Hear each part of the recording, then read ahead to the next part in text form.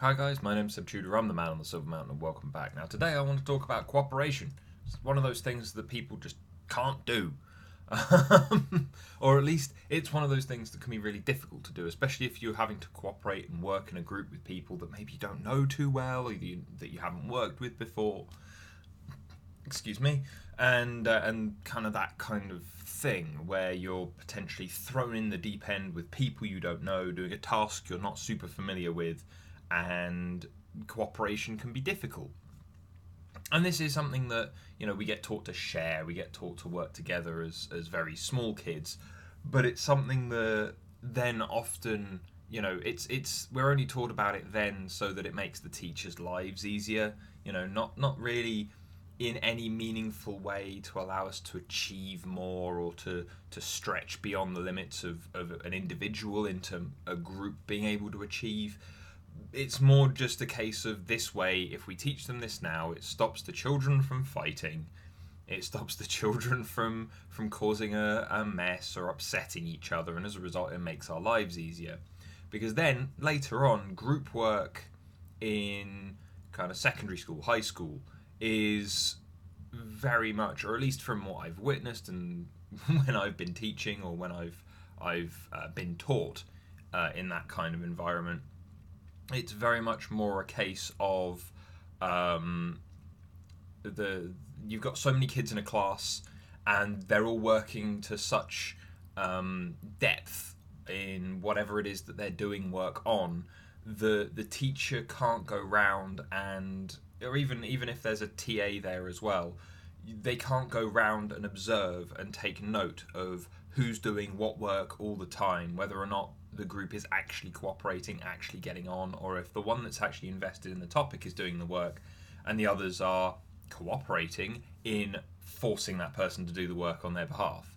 And as a result, then again, you move forward into higher education or into work, and the lack of cooperative skills, the especially young people that get pushed into management positions without any grounding, where they're just as said, thrown in the deep end. They have trouble handling their teams. They are often disliked or ostracized because of how they see aggression or passive aggression in many instances as the same thing as being assertive or authoritative or getting people to work for them, when often the way to get people to work for you is to work with them, but just make sure that the roles that you're working within are well defined, so that when someone sees you go into the back office, they know you're not just taking time out and not bothering. They know that you're actually doing part of your job compared to them doing part of theirs within this overall group, that cooperation. So what I want to do for the sake of all those individuals who were either never taught to cooperate in any meaningful way, or those that are now struggling now that they're in a situation where cooperation isn't coming as easily as they would hope, I want to go through 5 kind of things that allows for that you can affect, that allows for better cooperation overall. So again, these are things that you can do with yourself. And before I go into these, I want to point out there is always going to be that one dickhead you can't get along with.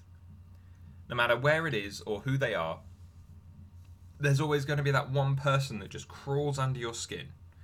In which case, the way to deal with that is, because they may very well think that they're on your side, that you're friends and all the rest of it, even if they're someone that you cannot get along with. And what it comes down to is, at that point, cooperation is necessary, but the thing to focus on to make sure that you don't ruin any kind of cooperation that's actually been developed is professionalism. And there's no two ways to go about that. It's all about detaching yourself from it, getting on with what's necessary and coming out the other end. The cooperation then is part of that getting through to the other side. But that said, let's get into these 5 points. So the first one, the is kind of important to me as a coach, as someone that does a lot of listening to people, as much as you guys only ever see me talking, really, is you have to be an active and focused listener. When people are cooperating, you've got potentially a lot of voices and stuff like that, and you need to listen actively. You need to not necessarily speak, but confirm that you're paying attention to what was said, potentially at times reiterate. You need to sideline distractions and let that other person know that you're listening, that you're taking on board what they're thinking. Now, this has two kind of effects.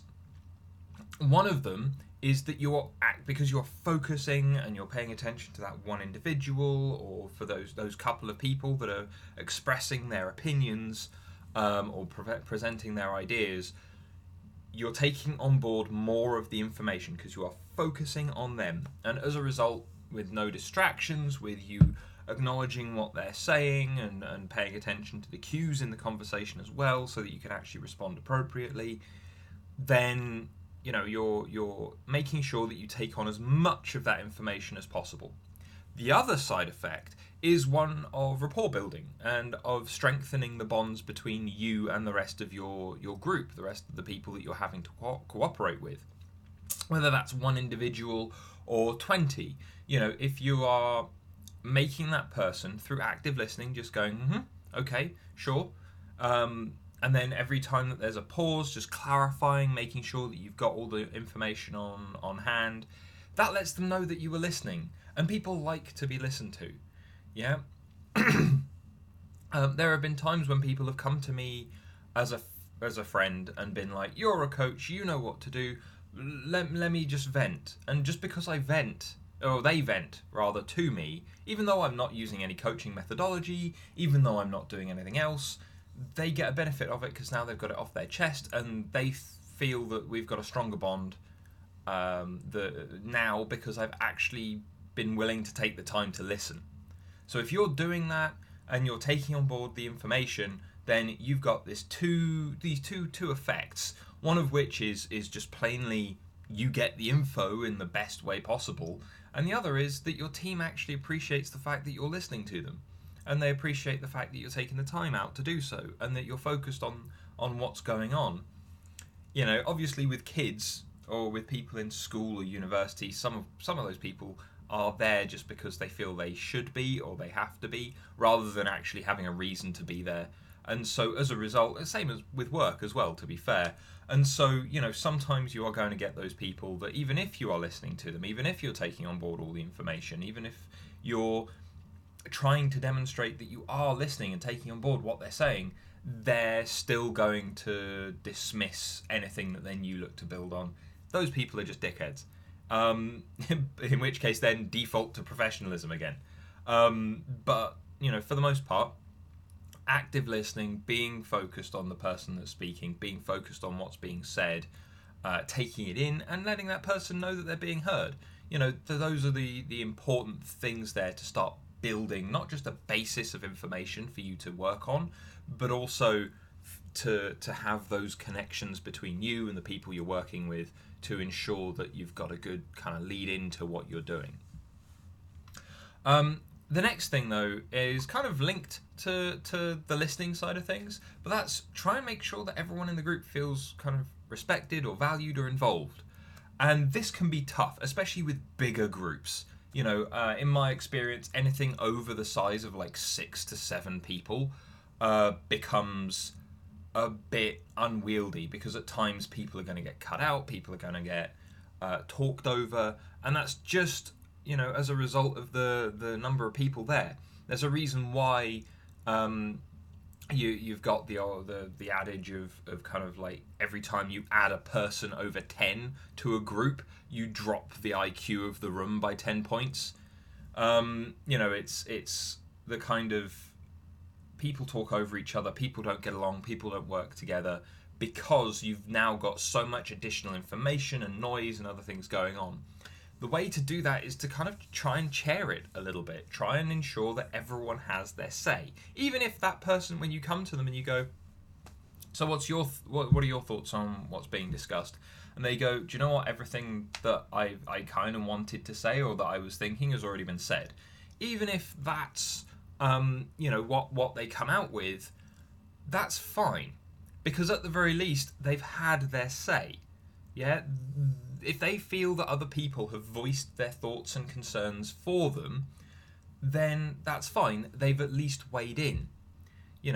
And if they do that every single time in a kind of disengaged fashion, then maybe it's time to probe a little further, ask some more questions, but we'll get onto that in a minute. But overall, kind of working with a group, it's making sure that everyone has around an even amount of time to kind of speak, ask questions, participate. One of the things that I've enjoyed when I've had to work as part of a group has either been the kind of everyone going round in a circle in a cyclical fashion until we hit a certain point, or the thing that has been more kind of directed and kind of focused on who needs to say what, is having a chairperson with an item that gets passed between people to ensure that only the person who has the thing is speaking, and then giving them a certain amount of time to speak when they have it. Obviously, if you've got a manager who's briefing you at the beginning of a session before you sit down and get working on it, then yeah, that manager probably shouldn't just be walking around with a rubber duck for 2 minutes whilst he tries to give a full presentation. But once you get into that kind of discussion and working around it, kind of project development kind of area, I guess, that's a place where putting in just a couple of things, just so that you can make sure that everyone has their say, that no one just takes up all the time blathering and stuff like that, and making sure that everyone understands kind of what's being said, how it's being said, and the main part of that is being able to ask questions afterwards, and that's a really important thing to kind of touch on, because you can actively listen, but if you've got a group of 5 people and you're only actively listening to 2 people because they're the only 2 speaking up, then you've got 2 people who are either dead weight, intimidated, afraid, uninvolved, uninformed, and though a chain is only as strong as its weakest link, those 2 other individuals that aren't speaking, that aren't necessarily voicing any of the things that they have in their head, or questions or anything else, those people are firstly not going to be as invested, they're not going to be as engaged, they're not going to be as willing to work on stuff because it was someone else's idea, not theirs. And as a result, making sure that those people are at least engaged, that they aren't the weakest link, that they are on par with everybody else, even if they're quieter or they're just agreeing with everything else that's been said already because that just sounds like a great idea to them. Making sure that that's the case is incredibly important, and making sure that people are involved and valued is important. And again, just when I was doing training for when I was working corporate, and you'd have an entire table of people, and they would all have their forms and their bits of worksheets and whatever else in front of them, then and I realised that this is the evil teacher thing that kids see in school, where you've specifically been quiet, you've specifically tried to keep your head down and out of the way, and maybe not been listening as much because you haven't wanted to be called on, and then a teacher will call on you because they know that you've not said anything.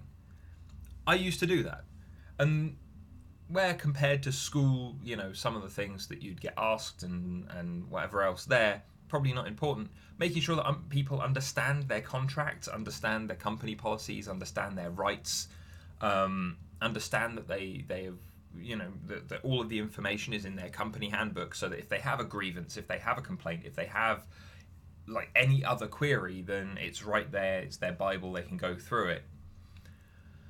That's incredibly important. So making sure that you picked on the quiet ones was the thing to do. And I saw loads of other trainers who just didn't do it because it was a waste of time to them. And it's like, that's not getting them invested, involved, understanding, and cooperating with everything that the company is putting in front of them. And that can be tough for people.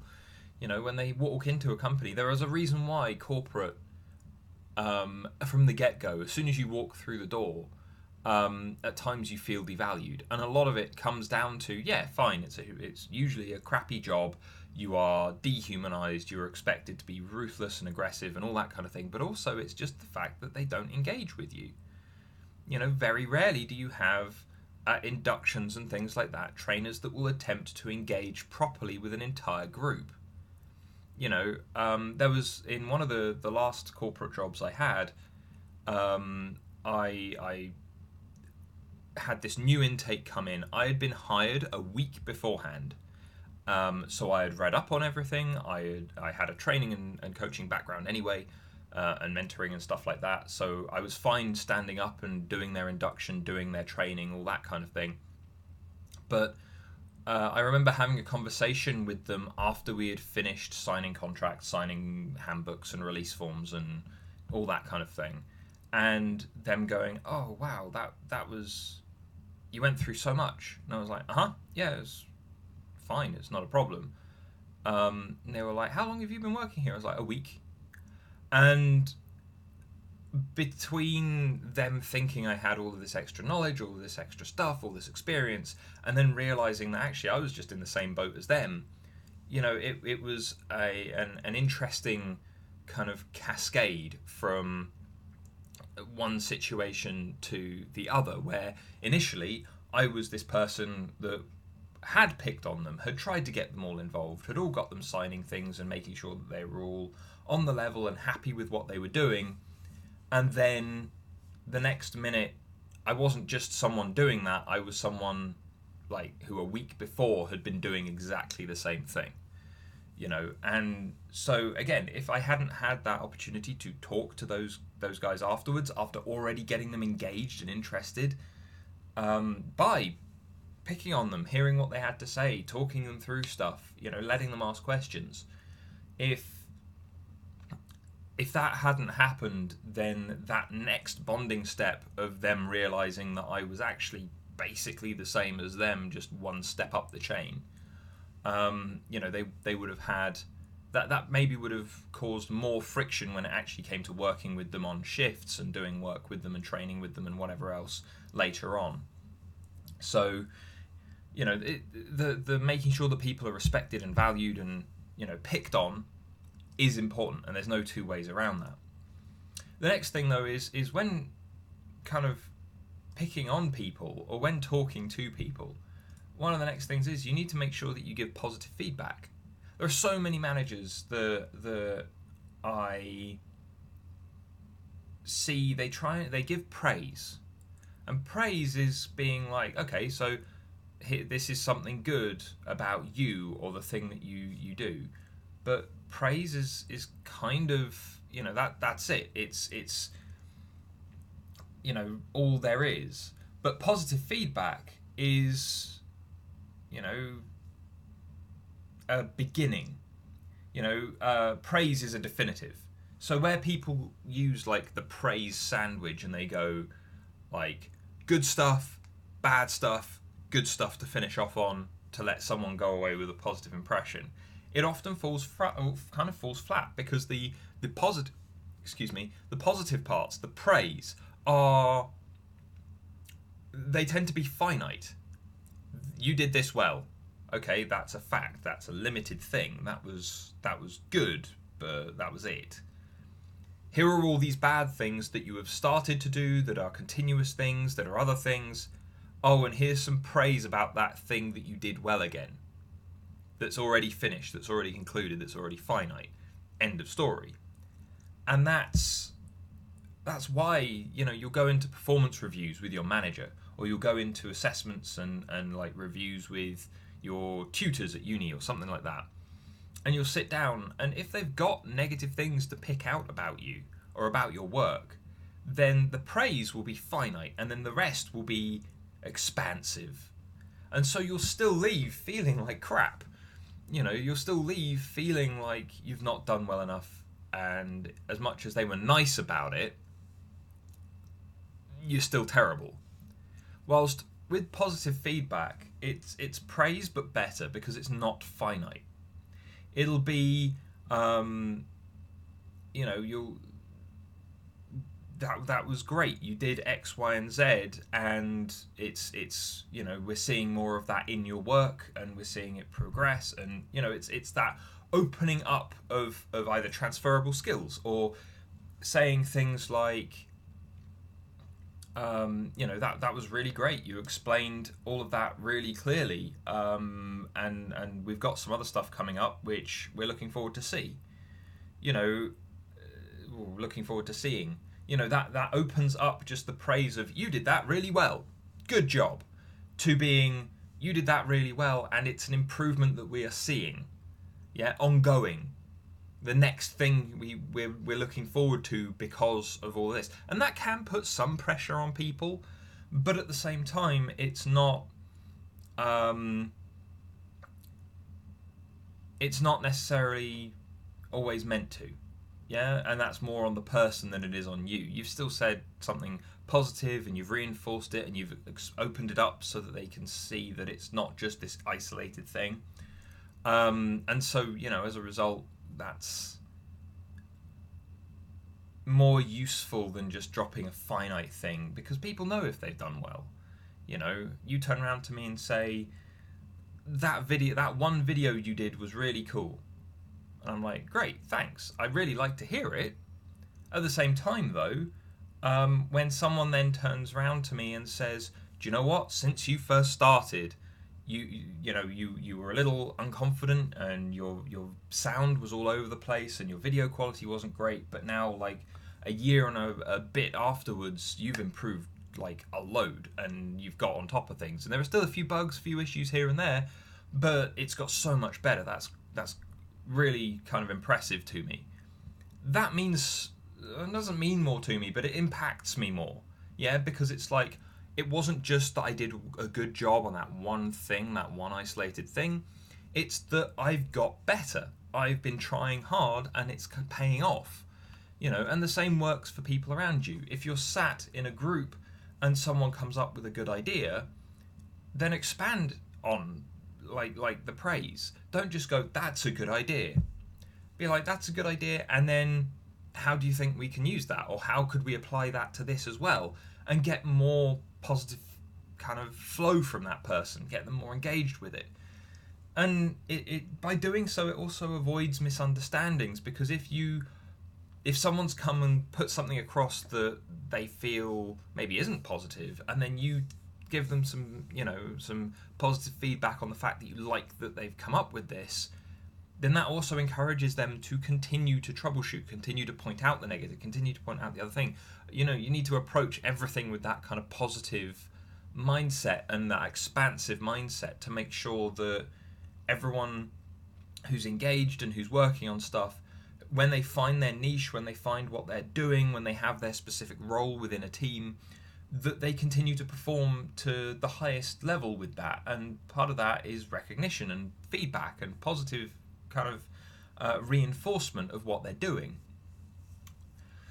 So the next thing is asking questions, and this is more so when you're confused, or when you need clarification or need more information, rather than just all the time.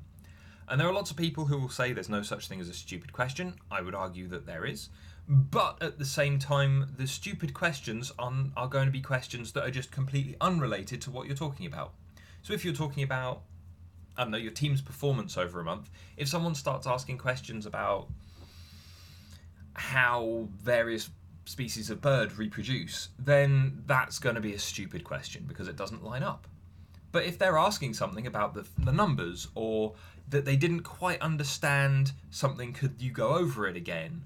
Or, if you are looking at something and going, do you know what, you're telling me there's a trend here, but I'm not seeing it. Could you walk me through it? Then, firstly, you're ensuring that there's more clarity, more information, and kind of more thorough investigation into what you're supposed to be doing, how you're supposed to be dealing with it, in front of everybody else, so that they get all of the same information. And sometimes you may very well tread over stuff that's already been gone over, or whatever else, but it's making sure. Going over it for the fifth time when no one's still getting it, fine. That might be a question too far, but it might also be a question, a situation where the next question needs to be, how could you present this to us in a different way that might be easier for us to understand? Because if it's all jargon and numbers and things like that, then people aren't going to click with it. They're not going to get it. But if that's all there is, and people are still not understanding, still not, really getting to grips with it, then getting them to go, actually, do you know what? What I could do is reformat this, cut down on this other stuff, and then maybe bring it back to you guys in like an hour. Just to get everything understood. Or after the thing, everybody drop me an email with their list of questions, and I will go through each email and make sure that everything's added up, and I'll send out one email with everyone's questions on to everybody just to make sure that communication is there.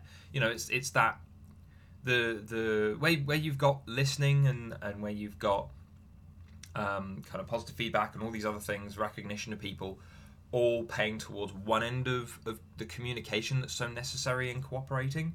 The asking questions is the thing that backs all of that up. Yeah, it backs up what you're listening to. It makes sure you understand it.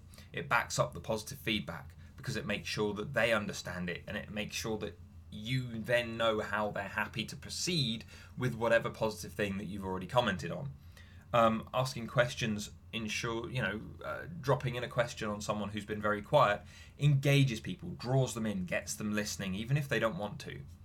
So asking questions, clarifying, and kind of ensuring that confusion is kept to a bare minimum as best as possible is incredibly important, because otherwise, if everyone's confused, if there isn't any clarification, if no one is asking questions, and it's just everyone's shooting ideas at each other, it becomes just noise. And when it becomes just noise, it becomes chaos, and chaos can be a tool. Don't get me wrong, chaos can be an excellent tool to achieve things. But at the same time, chaos between a group of people who are supposed to be working together is tantamount to it just falling to pieces whilst all being still chained to each other. It doesn't work. And as a result, that clarification, those questions, they need to be there. Now, the last thing is kind of it doesn't really relate to the group so much. And that's because this is about your personal skills. Because I've seen a lot of people, especially, again, young managers, who are trying to be everything that their boss tells them to be, trying to be everything that the company tells them to be, and they end up kind of fighting with themselves. Because often when you're working in a company or whatever else, you are part of a team, and there's no two ways about that. You are a cog in the machine, but you're a cog attached to the bigger cog. All of these other small cogs that make up this one mechanism within the rest of the machine. You're easily replaced. The whole mechanism is maybe harder to replace, but can still go. And so as a result, maintaining that requires all of the small cogs to do their part, but the mechanism as a whole then functions. And if you've got one cog that's, to follow the analogy, that's actively been designed with teeth that it's removed or been filed down so that they don't catch, then all it ever does is make the mechanism fail or not work as well. And going back to what I was saying about young managers and things, they want their group to do well, they want their team to do well because it reflects well on them, but they don't want to provide all of their skills, experience, expertise, or anything else that they've got going for them, purely because they are also encouraged to see the rest of their team as competition for promotions or for bonuses or for extra responsibilities or for lower levels of responsibility. They are encouraged to see their team, the people that they are cooperating with, as opposition. And that's where you need to take pause.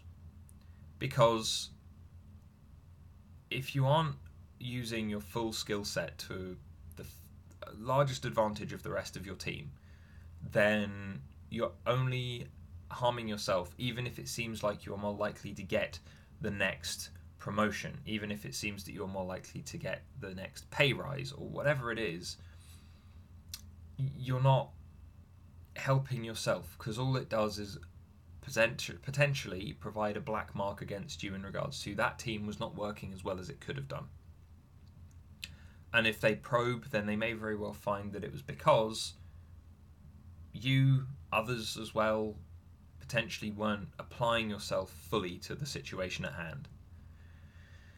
And whether it means a lot to you, whether it's just a job, whether it's just a thing that you happen to be doing, making sure that you apply yourself wholeheartedly, all of your experience, all your expertise, all of your knowledge to whatever it is that's in front of you, that's important.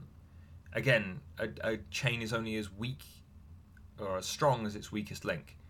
And if you're the one that's holding back, if you're the one that's not giving it your all, applying all of the information that you have, all the knowledge, all the expertise, all the capabilities, if you're the one that's holding the whole thing back, you're the weakest link. So don't do it. It might be tempting to try and sabotage other people if you're in that kind of negative, kind of ruthless and cold environment. But at the same time, rise above it, be better. Because if you're the best, then you're trying to maintain the strength of whatever it is that you're doing, and then you can point out and deal with other people who aren't, which again comes down to asking questions, clarifying, picking people out, positively reinforcing and feeding back to people. It all cascades out from you doing your best first. But that's why I wanted to touch on this at the end here, because it's I feel the most important thing, and it's the thing I want you guys to take away from the video more so than anything else. Do your best. Always do your best. Always apply your hardest, because as much as we're talking about cooperation here, if everyone is putting 110% into what they're doing, then you're going to do amazingly. If 3 people are putting in 110%, one person is putting in 75, and one person is putting in 10, then you're going to miss out. You're going to fail, at least to an extent, and that could then reflect badly on not just one of you or other of you, but all of you, and that could be part of the problem. So anyway, I'd love to hear your thoughts, guys. What have you found that works when it comes to cooperating with people in potentially situations that you're unfamiliar with, or that you've just been thrown in the deep end on? I'd love to hear. Otherwise, guys, I hope you found this interesting, and I'll see you in the video later. Take care. Thank you very much for watching, guys. If you enjoyed this video or found it interesting, then please drop us a like, share this video, and subscribe for more. And I'll see you in the video tomorrow. Take care.